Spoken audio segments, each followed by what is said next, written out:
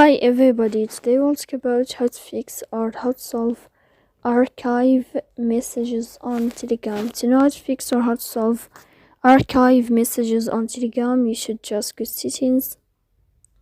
Here you can click apps, default apps, app settings.